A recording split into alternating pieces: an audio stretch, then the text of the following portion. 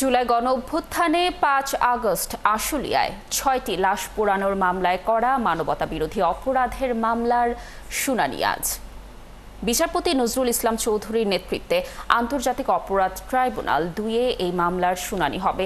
সকালে বরখাস্ত হওয়া ঢাকার সাবেক পুলিশ কর্মকর্তা আব্দুল্লাহিল কাফি, শাহিদুল ইসলাম সহ ৮ আসামিকে ট্রাইব্যুনালে হাজির করা হয়। এর আগে গত ২রা জুলাই এই মামলায় সাবেক এমপি সাইফুল ইসলাম সহ ১৬ জনকে অভিযুক্ত করে আন্তর্জাতিক অপরাধ ট্রাইব্যুনালে আনুষ্ঠানিকভাবে অভিযোগ দাখিল করে প্রসিকিউশন। গত বছরের ৫ আগস্ট সাভারের আশুলিয়ায় পুলিশের গুলিতে প্রাণ হারান ৬ তরুণ।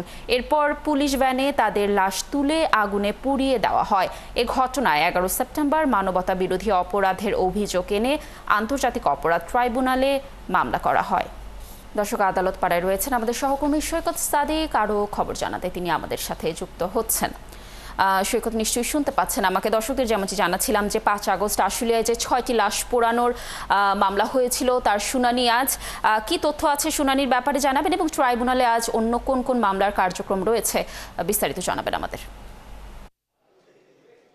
লাবণী, এই ৫ই আগস্ট সরকার পরিবর্তনের পর আন্তর্জাতিক অপরাধ ট্রাইব্যুনালে যে কয়টি মানবতা বিরোধী অপরাধের মামলা দায়ের হয়েছিল জুলাই গণঅভ্যুত্থানে সংগঠিত মানবতা বিরোধী অপরাধ, তার মধ্যে আসলে এই মামলাটি কিন্তু খুবই গুরুত্বপূর্ণ একটি মামলা। এবং আপনি জানেন যে ২০২৪ সালের ৫ আগস্ট যেদিন শেখ হাসিনার সরকার পতন হয়েছিল, ওই দিন ছাত্র জনতা যখন উল্লাস বা বিজয় মিছিল বের করে সেদিন সাভারের আশুলিয়া যে মর্মান্তিক ঘটনাটা ঘটেছিল, এই ৬ জনের মধ্যে ৫ জনের লাশ গুলি করে মারা হয় এবং একজনও জীবিত ছিল। এবং এই ৬ জনের লাশ প্রথমে ভ্যানে উঠানো হয়, এরপর একটি পিকআপে করে কিন্তু লাশগুলো পুড়িয়ে দেওয়া হয়। সেই ঘটনায় যে মানবতা বিরোধী অপরাধের মামলা দায়ের হয়েছিল গত ২ জুলাই, সেই মামলায় আনুষ্ঠানিক অভিযোগপত্র ট্রাইব্যুনাল ২-এ জমা দেওয়া হয়েছিল প্রসিকিউশনের পক্ষ থেকে।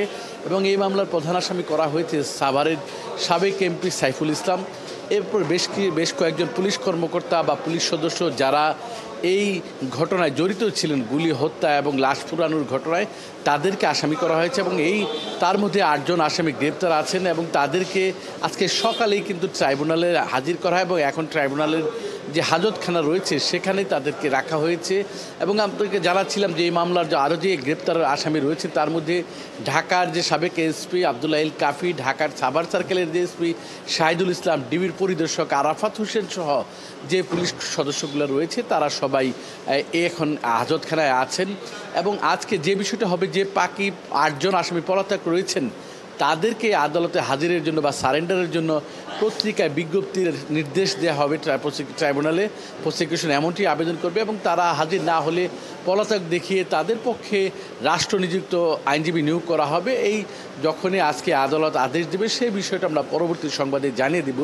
লাবণ, এর পাশাপাশি আরেকটি গুরুত্বপূর্ণ খবর জানিয়ে রাখি যে মুক্তিযুদ্ধকালীন যে মানবতা বিরোধী অপরাধ হয়েছিল সেই ঘটনায় ব্রাহ্মণবাড়িয়ার ঘটনায় একজনকে মৃত্যুদণ্ড দেওয়া হয়েছিল ২০১৪ সালে। এবং সেই আসামি আপিল বিভাগে আপিল করেছেন মোবারক হোসেন। তিনি পরবর্তীতে আওয়ামী লীগে জয়েন করেছিলেন এবং তার যে আপিল, সে আপিল ৩য় দিনের মতো কিন্তু আজকে আপিল বিভাগে শুরু হয়েছে। প্রধান বিচারপতি ডক্টর সৈয়দ রেফাতুদ্দিন নেতৃত্বে ৫ সদস্যের বেঞ্চে শুনানি চলছে এবং আসামির পক্ষের আইনজীবী এস.এম. শাহজাহান তিনি শুনানি করছেন।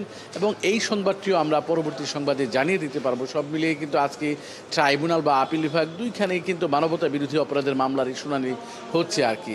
লাবণী, এখন পর্যন্ত আমার কাছে আদালত পড়ার এই হচ্ছে সর্বশেষ তথ্য। সৈকত, অসংখ্য ধন্যবাদ আমাদের সাথে যুক্ত থাকার জন্য। আপনি থাকুন সেখানে, আমরা নিশ্চয়ই এই মামলাগুলোর শুনানির ব্যাপারে আরও তথ্য পরবর্তীতে আপনার মাধ্যমে দর্শকদেরকে জানানোর চেষ্টা করব। দর্শক, আদালত পাড়ায় রয়েছিলেন আমাদের সহকর্মী সৈকত সাদিক। তিনি জানাচ্ছিলেন বিভিন্ন মামলার তথ্য।